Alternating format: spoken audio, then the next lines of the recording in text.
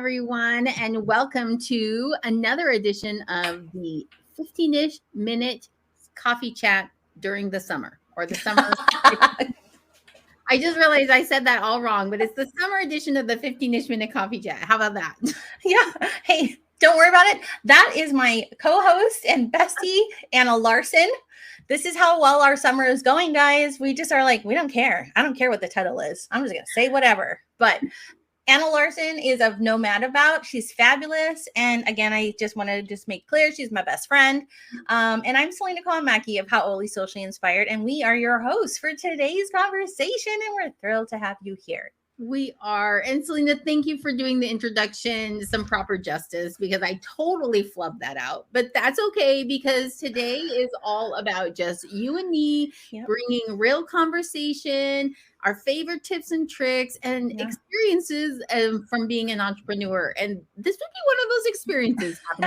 Totally. I mean, okay, guys, we don't have guests. There's no pressure. It's just Anna and I being Anna and I. Yeah.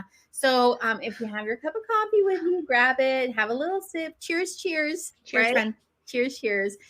Sit back, kick back, relax, enjoy, join the conversation, drop some comments into the comments, and let's have a real conversation about what, Selena? What are we talking about today? Okay, the question we are asking each other is, what scared you about hiring your first contractor?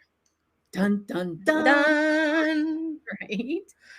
So everybody's like, okay, weirdos. I'm like, look, this is what happens when you have summer edition. There's no rules in summer edition. The only rule we do have is if you look down right below me, that timer right there, giving us 8 minutes left. We are fine. A 10-minute time. But these are short little bites so that you can ingest and then move on with your day thinking about something awesome about being an entrepreneur. No, totally. Anna, this is like our 5th episode of the summer edition, right? So go subscribe to our podcast, listen to the other 4 if this is the very first one that you're listening to, because there's some fun gold nuggets. Like, I think we're pretty funny. I'm going back to the first time Anna and I were sitting in her house, in her first house here in the Fort Cavazos area. And we were like, we're so funny. We think we should have a film crew follow us around.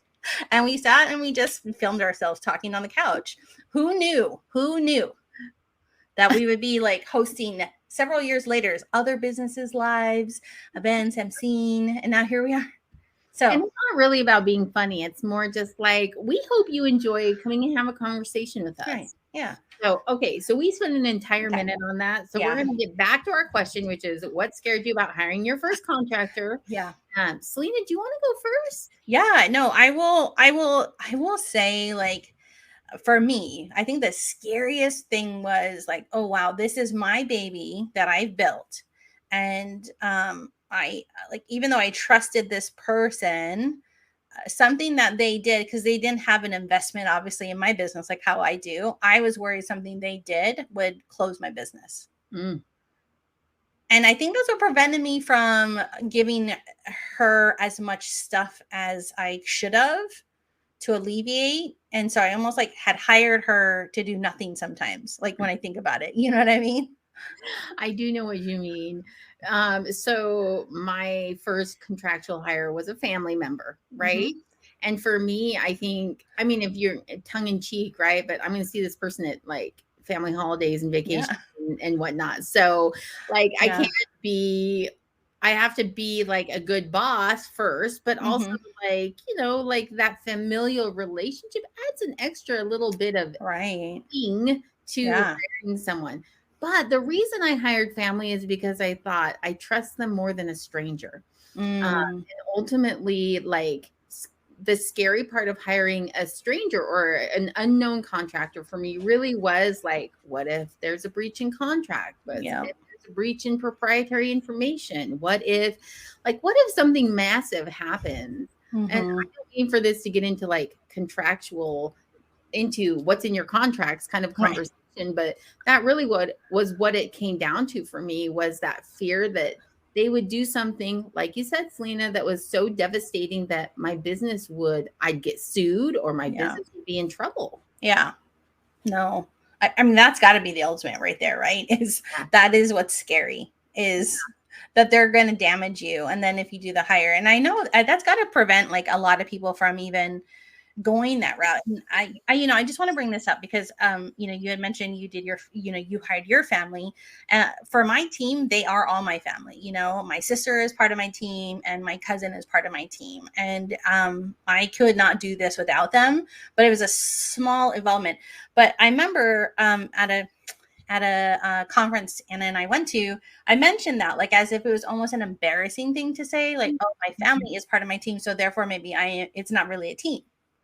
But there was somebody there, I believe it was Monique James. I just want to shout her out because she's fabulous. She stood up and she goes, "That's amazing. The fact that you can afford to do that, it's amazing." And I was like, I don't know. She gave me some power back, right? So anyway, I just want to say, like, even if it is a family member, you are still hiring somebody. You are employing. You're giving somebody some financial freedom. Yeah.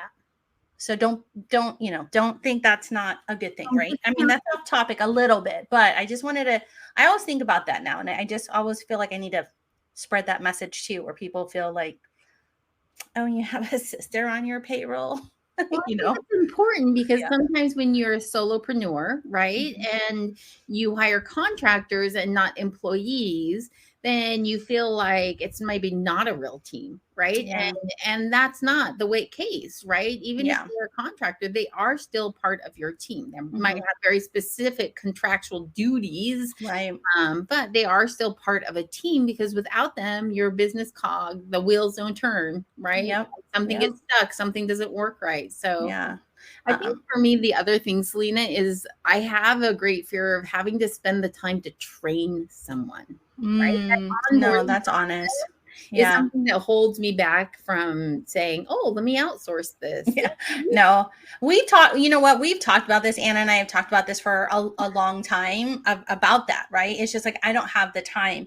And I remember somebody saying to me, you're not hiring somebody to train them. You're hiring somebody that has the expertise that you need to make your business better.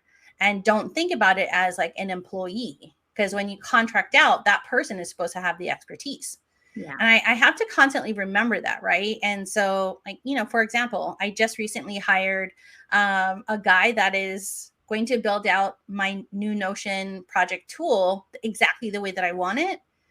I can sort of do it, but he does it better. So I don't have to train him. I just have to tell him what I want. You know what I mean? And we contracted each other so he can help me build that. I just, when you say that, like, right, it's, oh, make sure, I guess if you do hire somebody, make sure that they say they know how to do what they're going to do. Yeah. So what's a good way to do that? Let's try out a little tip. Like, is it references? Is it, hey, I'll pay you to do this one short, small project? Is it a test? Like, what would you recommend, Selena? I feel like, I think you ask around to your other entrepreneur friends, first of all.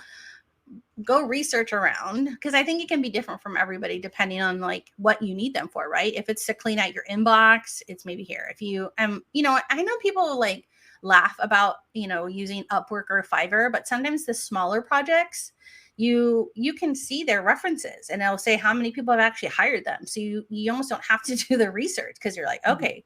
And when you think about it, a lot of business owners just go there because that's all they know, where to find people to do whatever they need to do. But I feel like just ask them directly. Say, hey, I just want to have a discovery call if that's part of your package. And I want to know if you can do this. This is what I need. Can you do it? And hear them out. You know what I mean? And maybe say, if you can't perform what we're talking about today, how do we stop what we're doing? Because you're not fulfilling the contract. Yeah, exactly. Because I think you have to, right? I mean, I know we got only 40 seconds. You have to know that sometimes it's not always going to be a good hire. Ooh, that's a really good point. And at 40 seconds, Selena. I know, Anna. Go take the last 37 seconds to respond to that and take us out. Take us out of our last episode for June, wherever we are. I think what you said just kind of Yeah. stands on its own. You do have to say to yourself, sometimes I'm going to make a mistake, and that's going to be okay. That is part of entrepreneurship. That's part of owning a business.